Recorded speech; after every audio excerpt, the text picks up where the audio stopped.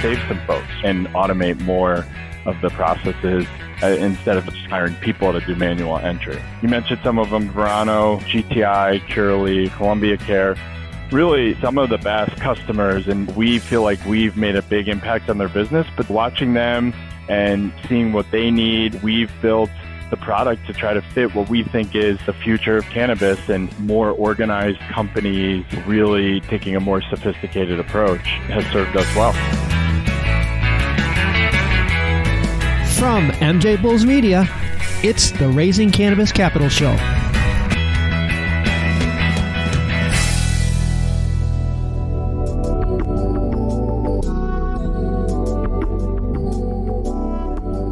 Today on Raising Cannabis Capital, we are joined by Michael Piermont, the President and Chief Revenue Officer at Leaf Trade.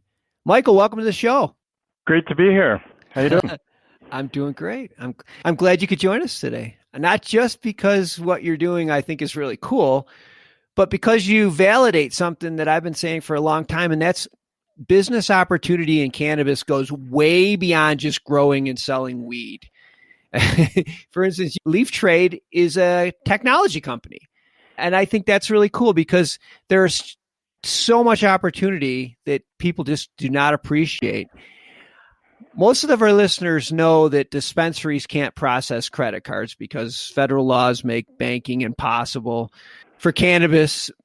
But I bet most people outside the industry have never really thought about the challenges that companies face just doing basic business wholesale transactions.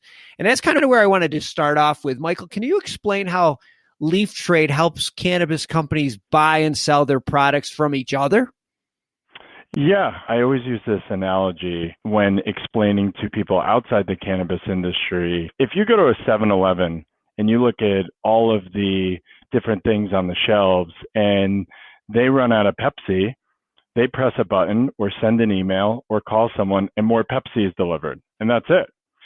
For dispensaries, the list of things that they have to do to get their items on the shelf is magnified by 100. So first of all, depending on the market, there might be supply constraints, right? So they may not even be able to get the product that they want. So if they're in fact able to find the supplier, then they have to figure out when that actual shipment will get delivered. UPS or FedEx or DHL won't touch cannabis.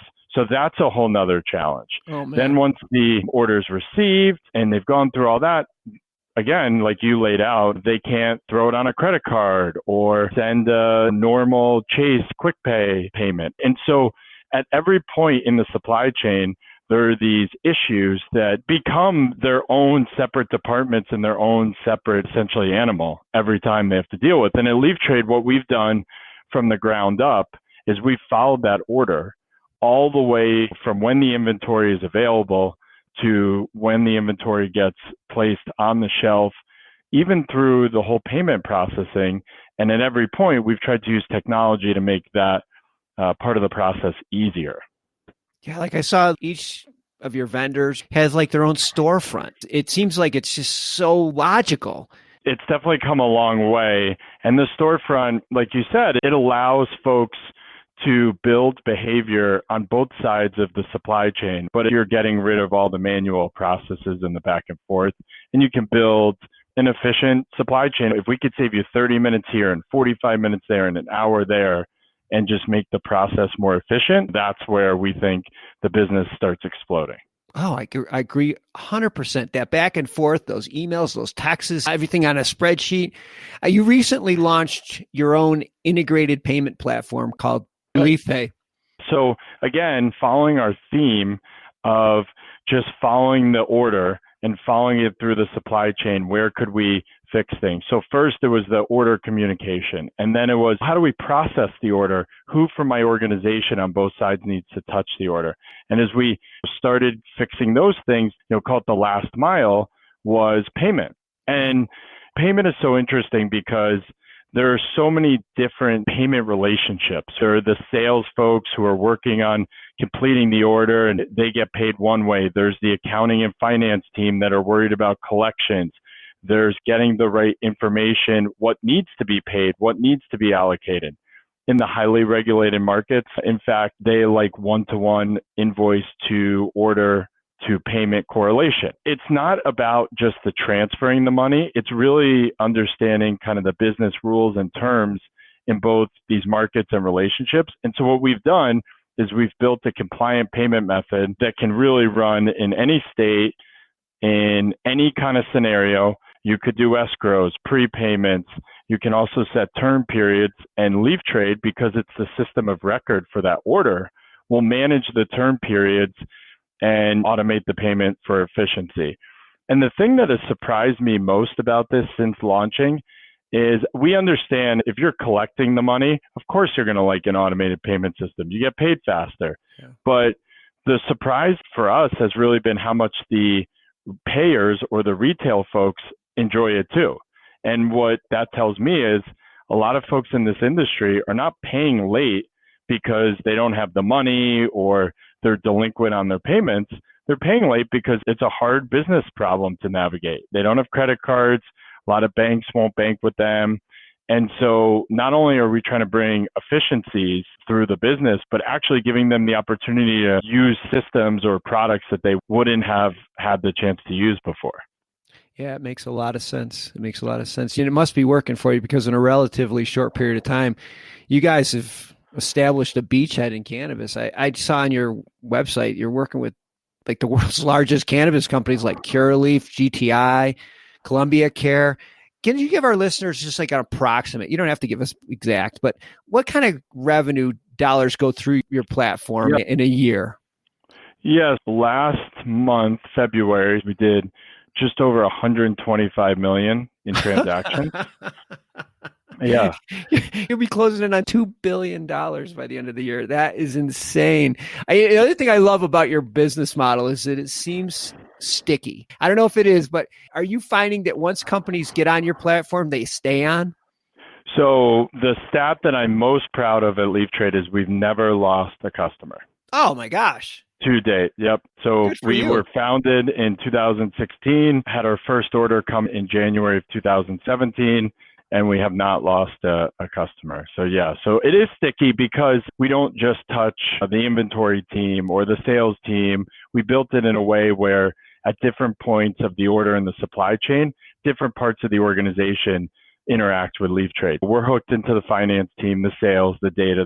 So as these large MSOs get bigger, like Verano, for example, they start really growing operations, and LeafTrade essentially can grow around that, or they can use us to save some folks and automate more of the processes instead of just hiring people to do manual entry.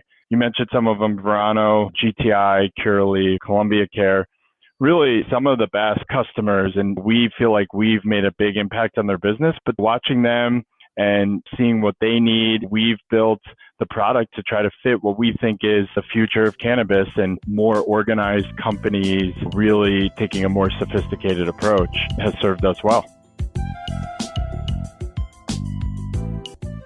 Attention Cannabis Podcast listeners.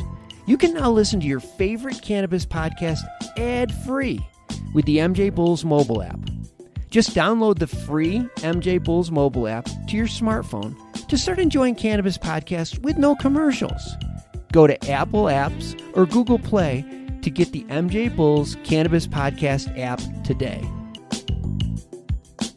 You recently closed a Series A round, and maybe you could share a little of some of the details. Yeah, things have been going well, and we actually weren't fundraising. We were in between rounds, cash in the bank, but some of the folks I just mentioned, the Veranos and the GTIs of the world, started pulling us into other markets faster than we had anticipated. So I guess that's a good thing. We're growing faster organically from our own customers, but we just felt to make sure that we could keep up with the market demands and the new features and all that stuff, that we were able to raise enough capital and make sure that we could do that. And we've always been really efficient with capital. We feel like putting the effort into the product has served us well. Like I said, Artemis Ventures, a really sophisticated, really great cannabis fund who's got both plant touching as well as tech and ancillary companies. We got to know them and decided that now would be a great time to do the rounds. We raised a very traditional seed round, and I'm sure as we expand both in this country and then internationally, we'll raise more capital. But this was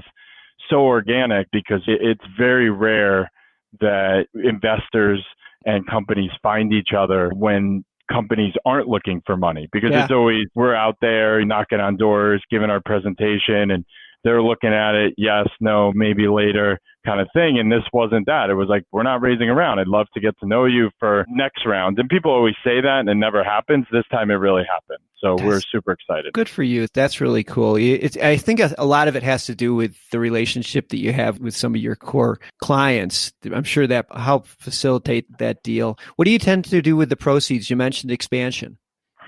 Yeah, at Leaf Trade, we've got about 23 folks, and we will probably grow to around 40, 45 before the year's over. Mostly on the technology side, a little bit of market expansion, some sales and marketing folks. What's great is because the platform is great, because we don't have a churn problem, we don't have to waste money on support. We have a mighty but lean 2-person customer success team. And it really is a team that is focused on getting the clients to use the platform correctly, and then we let the platform do the work. So probably about 70% of the proceeds will go towards expanding the platform, making sure that the platform is as dynamic in Oregon as it is in Connecticut, even though the rules are different and the players are different, building to the market, not making the market build to us. Yeah, well, I'm going to have all the links to Leaf Trade in the show notes. So if anybody wants to learn more about Leaf Trade, please click on the link. And Michael, this has been great. I appreciate you being on the show, and I'd like to have you back when you guys are raising your Series B. Yeah, I'd love to come back. And I'll just add one thing. This is my 4th go around, a high growth startup. I've got a few exits under my belt, but to the extent in or out of cannabis, anyone needs help, I'm on LinkedIn. Feel free to the extent that I have time, I'll always try to point people in the right direction. And some fundraisers are harder than others. Some just go through like dominoes, and some are like pulling teeth. But as long as you're focused on using the capital the correct way, and you've got a plan for what the capital is going to bring you and the next stage of the company, you should be okay. So that would be my advice. I think that's great advice. Thank you for being on the show, and let's do this again. Great. Thank you so much for the invite, and that was a great conversation.